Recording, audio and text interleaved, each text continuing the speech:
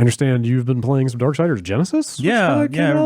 I played a bit of that back at E3, and it was kind of intriguing because it's a top-down Diablo-esque Darksiders game. They kept a lot of the DNA that makes Darksiders. I've seen other people saying that since this came out properly. I really wanted to see how plays like Darksiders, but overhead. Right. How they handled throwing bombs and shit like that, and platforming for example, they that is in full effect. So this is like a prequel of sorts, and it's the introduction of the fourth horseman, and that's Strife, and he's a little I don't know. I'm trying to find the right words for it. Like his voice, like his dialogue doesn't match with the tone of the game. Like he speaks in a very modern tone, I guess. Whereas, War, speaks, I shall smite thee, very Thor-esque, I guess.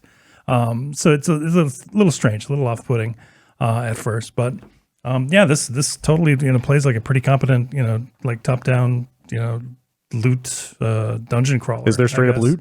Yeah, okay. Yeah, absolutely. And you can change characters on the fly, right? Is it like a mid combo? So I played this game back around E3, and I didn't play that much of it, but I feel like early on, my take on it was like, this doesn't feel like it fits because it had some platforming, other elements of just I had to jump up on this thing, but it's a top-down game, and how that's represented seems bad. It's weird, and it's not great. Yeah. Okay. The platforming in particular. In particular, yeah, and you're fighting the camera an awful lot, and you're not able to manually move the camera with the right stick or anything like that. That was the stuff I felt like I was fighting against. It just felt like they wanted to make a Darksiders game, but really were married to this perspective, and it just didn't line up. Yep. But I feel the same way. Exactly. Okay. Yeah. Whenever I do hit those parts, I groan. And there's a lot of them, unfortunately.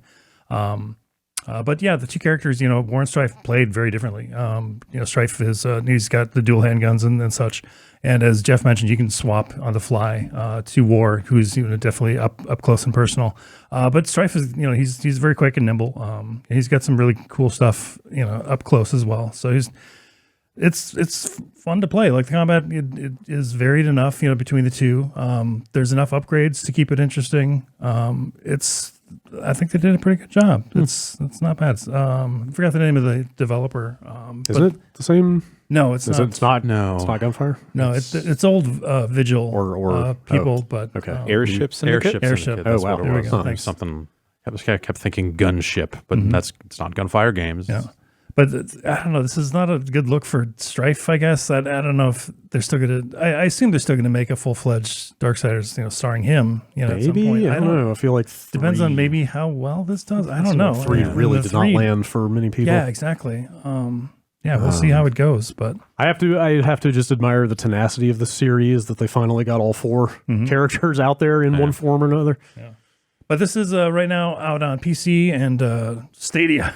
Yeah, and I was going to say I think it's Steam and Stadia only. Steam and Stadia, and I feel like Stadia price is actually $10 more. I was about to look that up because I thought that was the case, but I wanted to make 100% sure before I said it. PC's $30, but yes, the Stadia version is more expensive than the PC version. What the fuck? I don't get it. I don't understand. Don't get it. Yeah, I don't. Yeah, I got nothing for you.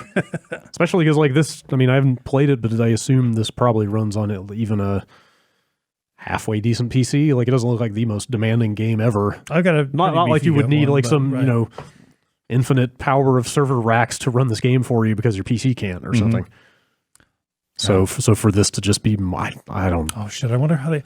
So there's co-op in the game, which is great. There's local co-op and online.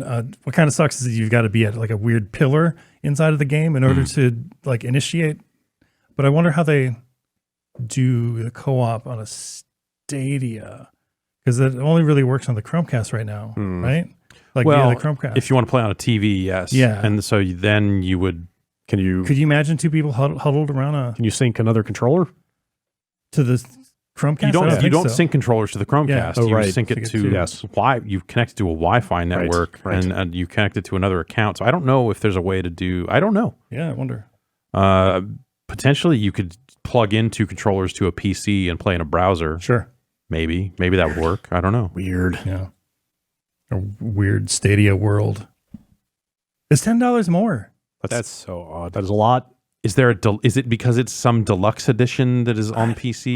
That I can tell. The way that I saw this being framed by people, I don't think so. I think it's the same game. Yeah, the PC only has one. Because there was a level of ire attached to this fact.